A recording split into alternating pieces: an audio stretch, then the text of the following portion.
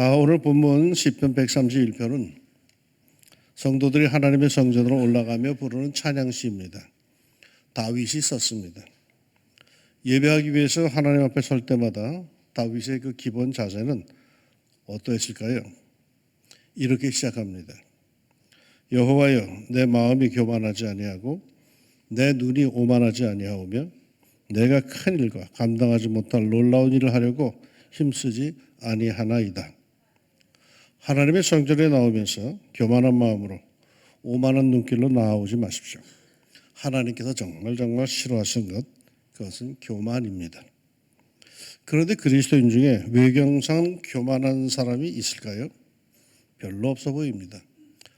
대부분이 겸손하고 아주 얌전한 모습이죠. 그러면 그리스도는 정말 다 겸손할까요? 그렇지도 않은 것 같습니다. 내면적 교만함이 장난 아닙니다. 여러분, 하나님 앞에 나올 때 무엇보다도 겸손하십시오. 그러므로 하나님이 교만한 자를 물리치시고 겸손한 자에게 은혜를 주신다 하였느니라. 은혜를 얻기 위하여 하나님 앞에 나오며 교만한 마음은 집에다 다 두고 나오십시오. 오로지 여러분은 신앙심만 갖고 나오시길 축원합니다. 거기에 하나님께서 은혜를 주십니다. 이 내면적 교만함은 기회만 되면 은근히 겉으로 나타나려고 합니다. 이구실 저구실로 자기를 앞세우죠. 자기의 생각과 감성을 주장합니다. 자기의 목소리를 높입니다. 자기 입장만 강변을 합니다. 어떤 경우에는 사람들 앞에서 자기 일을 소개하지 않았다고, 드러내지 않았다고, 주보에 이름이 빠졌다고 아주 시험이 들기도 하죠. 식물 가운데 호박과 비슷한 박이 있습니다. 호박이나 박이나 똑같이 그 이름에 박자가 들어가죠. 그러나 본질적으로 이 둘 사이에는 엄청난 차이가 있다는 것 아시죠? 호박은 언제나 자기 이름을 앞세웁니다. 자기를 내세우는 것을 무척 좋아하죠. 호박죽, 호박엿, 호박떡, 호박전. 호박은 언제나 자신의 이름을 앞세우는 것을 좋아합니다. 하지만 박은 다릅니다. 두레박, 표주박, 조롱박, 쪽박이라고 하죠. 박은 결코 자기를 내세우지 않습니다. 박은 언제나 다른 이름 끝에 박이라고 하는 자기 이름을 붙입니다. 물론 이건 다 사람들이 필요에 따라서 붙인 것이지만 그 의미만큼은 크죠. 사랑하는 여러분, 교만하지 맙시다. 주님 앞에 교만하지 맙시다. 시계도 말이죠. 잘난 채 앞서 나가는 시계는 하루에 단 한 번도 맞지 않습니다. 그러나 차라리 고장이나 서 있는 시계는 하루에 2번은 정확하게 맞는답니다. 예수님보다 앞서지 마세요. 신앙생활 하면서 말이죠. 겸손합시다. 그러기에 다윗은 성전에 나오며 고백합니다. 내 마음이 교만하지 아니하고 내 눈이 오만하지 아니하오며 그저 교만한 마음, 겸손한 눈, 거기에 우리 주님께서 주시는 은혜가 충만함을 믿습니다. 마음이 교만하고 눈이 오만한 자들이 힘쓰는 일이 뭘까요? 그것이 큰 일과 감당하지 못할 놀라운 일입니다. 이른바 자기의 분수를 넘어서는 거죠. 비전을 갖는 것은 좋은데 그 비전이 아니라 이건 공상인기라. 아니 어쩌면 오늘 시편에서 말하고 있는 큰 일과 감당하지 못할 놀라운 일은요, 하나님의 일을 말하고 있는 겁니다. 다윗이 자신의 생을 경험으로 고백한 것이기에 다윗의 삶에 나타났던 하나님의 역사를 말하는 거죠. 다윗은 이스라엘의 가장 위대한 지도자, 왕이 되었죠. 그러나 그가 애당초부터 그것을 탐하고 욕심을 낸 것은 절대로 아닙니다. 그는 그저 무명의 목동에 불과했죠. 거기서 다 유명해지려고 계략을 꾸미고 정략을 가졌던 것은 아닙니다. 그저 하나님의 인도하심, 그 하나님의 역사에 순종하고 쫄래쫄래 따라갔던 것뿐입니다. 그러기 그는 선지자 사무엘을 통해서 일찌감치 이스라엘의 왕으로 기름 부음을 받았음에도 왕의 권세를 찬탈하기 위해서 계략을 꾸미거나 사울 왕을 대적하는 음모를 꾸미지 않았습니다. 그는 그저 자신이 하나님 앞에 바로 서는 일에 마음을 썼고 다른 사람의 일은 다른 사람의 마음속에 내버려 두었습니다. 사려 깊은 사람으로서 그는 계시되지 않은 일을 꼬치꼬치 캐묻지 않았습니다. 그는 사울의 핍박을 10여 년 동안 받으면서도 스스로 사울을 죽이려고 한 적이 한 번도 없습니다. 도리어 엔게디 굴 속에서 잠든 사울을 죽일 수 있는 기회가 주어졌음에도 하나님께서 기름 부어 세운 왕을 자기 손으로는 죽일 수 없다 하여서 도리어 자신이 도망을 갑니다. 결코 사울의 문제를 자기가 해결한 것이 아니라 하나님의 뜻에, 하나님의 손에 맡겨버렸습니다. 나중에는 별것도 아닌 시므이가 저주할 때도 저주하도록 그냥 내버려 두었고, 페루나 압살롬이 반역했을 때에도 울며 그저 하나님의 공의만을 의지하고 예루살렘 성을 비워주면서 길을 떠났습니다. 다윗, 그는 아주 분명하였습니다. 자기의 분수를 알았고요, 자기의 경계를 알았습니다. 그는 진심으로 하나님 앞에서 겸허한 삶을 살았습니다. 하나님보다 결코 앞서 나가지 않았습니다. 그러기에 하나님께서는 마침내 그를 가장 위대한 성군의 반열에 세워주셨죠. 그런데 이것을 쉽게 가볍게 생각해서는 안 됩니다. 아무런 고통도 갈등도 없이 다윗이 천성적으로 겸손했기에 그러했다고 여기면 이거 잘못 본 겁니다. 우리는 그것을 2절을 통해서 엿볼 수가 있습니다. 실로 내가 내 영혼으로 고요하고 평온하게 하기를 젖된 아이가 그의 어머니 품에 있음 같게 하였나니 내 영혼이 젖된 아이와 같도다. 실로 내가 내 영혼으로 말이야 고요하고 평온하게 하기를, 그렇게 힘쓰기를 젖된 아이가 그의 어머니 품에 있음 같게 하였나니 내 영혼이 젖된 아이와 같도다. 이 말에서 풍기는 이미지가 뭘까요? 평온함 맞습니다. 평온함이죠. 그런데 그 평온함은 어디서 온 것일까요? 젖된 아이가 그의 어머니 품에 있음. 그러니까 아기가 어머니 품에서 젖을 마음껏 먹고 포만감에 행복하여 새근새근 잠든 것 같은 그런 이미지입니다. 그런데 과연 정말 그럴까요? 아닙니다. 오늘 본문이 우리에게 주는 이미지는 평온함 맞습니다. 그런데 그 평온함은 충만함, 포만감에서 오는 평온함이 아닙니다. 젖된 아이. 가끔 어른들 중에 자신이 엄마 젖을 먹고 자랐다는 것을 기억하는 이들이 있습니다. 그런데요, 교육학자들이 주장하는 학설에 의하면 사람은 4살 이전까지의 일을 기억하지 못한답니다. 그러니까 자기가 엄마 젖을 먹고 자랐다고 기억하는 사람들은 대부분이 몇 살까지 엄마 젖을 빨았다? 5살, 6살이야. 늦게까지 엄마를 못 살겠군 이들이란 뜻입니다. 그런데 젖된 아이라? 여러분, 젖 먹던 아이를 떼기가 쉬운가요? 뭐 요즘에 나 우유를 먹이니까 그걸 잘 모르지만 예전엔 다 모유수유 아니었습니까? 그때마다 아기 키우면서 제일 힘든 게 젖대는 거였어요. 젖대는 거. 결코 쉽지 않습니다. 젖을 먹던 아이 입장에서 봅시다. 배가 고프면 언제나 엄마 품에 안기면 되었습니다. 언제나 엄마 젖을 빨면 젖이 나왔습니다. 그저 배고프면 필요하면 엄마 품에 파고들고 입만 들이대면 필요한 모든 것을 다 얻었습니다. 아무것도 고민할 필요가 없었습니다. 엄마는 언제나 파고드는 자기를 귀여워해 주셨습니다. 젖을 쪽쪽 빠는 자기를 대견해 하셨습니다. 때로는 이빨로 아프게 해도 아이가 힘이 넘치기 때문이라면서 아픈 것도 모르고 그냥 기뻐했습니다. 그러던 어느 순간부터 엄마의 태도가 돌변합니다. 가까이 다가오는 자기를 멀리합니다. 그토록 다정다감하게 젖을 주던 엄마가 쌀쌀맞습니다. 아무리 달라고 때를 써도 소용이 없습니다. 전에는 울어 지치면 만사를 제쳐두고 달려와 주시던 엄마인데 이제는 울어도 마이 동풍입니다. 그러다가 정말 배가 고파 못 견디겠기에 결사적으로 엄마 품을 파고들면 그토록 다정하던 엄마는 사라지고 냉정한 손사래질이 돌아옵니다. 자기를 뿌리칩니다. 아무리 달라고 때를 쓰고 울어도 대답이 없습니다. 아이 입장에서는 세상이 무너지는 것 같습니다. 어쩌다 이렇게 하루아침에 버림받게 되었을까요? 어떨 때는 집요하게 때를 쓰고 파고듭니다. 드디어 엄마 젖을 물게 됩니다.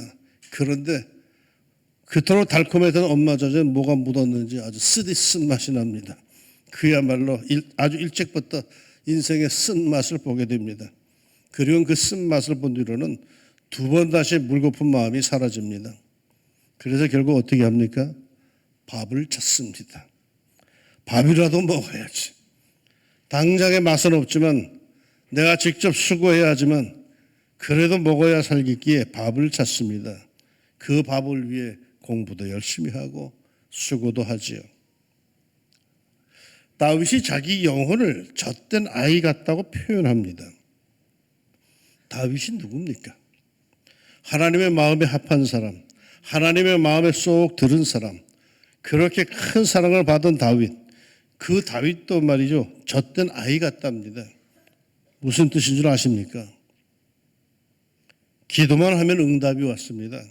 기도만 하면 역사가 나타났습니다. 기도하면 일이 해결되었습니다. 기도하면 상대방이 잘못했다고 찾아왔습니다. 기도만 하면 모든 것이 그대로 다 해결이 되었습니다. 그래서 기도할 수 있는데 왜 기도하지 않느냐고 말하곤 했죠. 기도는 만사 형통의 열쇠라고 자랑도 했습니다. 그런데 어느 순간부터 기도해도 응답이 없어요. 간구해도 대답이 없어요. 부르짖어도 묵묵부답이, 죽겠다고 때를 써도 본 척도 안 하십니다. 하나님은 마치 안이 계신 것 같습니다. 하나님은 나를 떠나신 것 같습니다.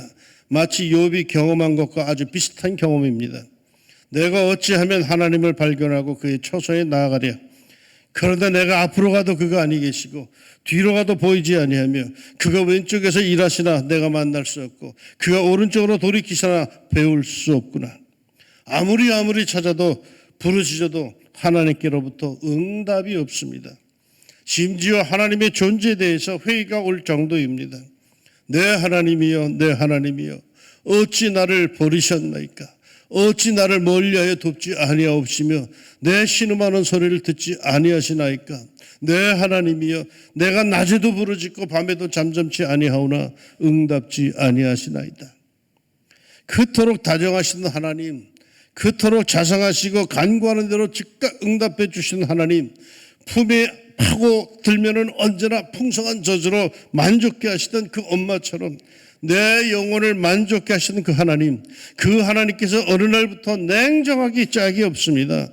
아무리 부르짖어도 본 척도 안 하십니다. 왜 그러십니까? 젖될 때가 되었어요. 이제는 내 기도가 성숙할 때가 되었어요. 이제는 그의 나라와 그 의를 먼저 구하라고 하신 대로 하나님의 나라와 하나님의 영광을 위해서 기도할 때가 되었어요. 늘 보살핌을 받고 늘 따뜻한 공급을 받고 늘 일방적으로 챙겨주는 보살핌을 받던 그 수준에서 이제는 그걸 뗄 때가 되었어요. 이제는 그야말로 성장 성숙할 때가 된 겁니다. 신앙이란 도깨비 방망이 같은 것으로 살아가면서 필요한 것이 있을 때 언제나 두들기면 나오는 것으로 생각하는 사람들은 이제 그런 젖을 뗄 때가 되었어요. 기도란 언제나 내가 부족한 것을 부르짖으면 받는 것이라는 수준에서 벗어날 때가 되었어요. 하류 종교, 하급 신앙은 사람을 그렇게 만듭니다. 그저 필요하기만 하면, 간구하기만 하면 척척 대줍니다. 만족시켜 줍니다. 더 이상 노력도 수고도 성장도 할 필요가 없습니다. 모든 게 다 그저 주어지는데 뭘 더 할 것입니까? 무당 종교가 대부분이 다 그러합니다. 그러나 기독교 신앙은 여기에 머물지 않습니다. 소원 성취를 하는 게 기독교 신앙이 아닙니다.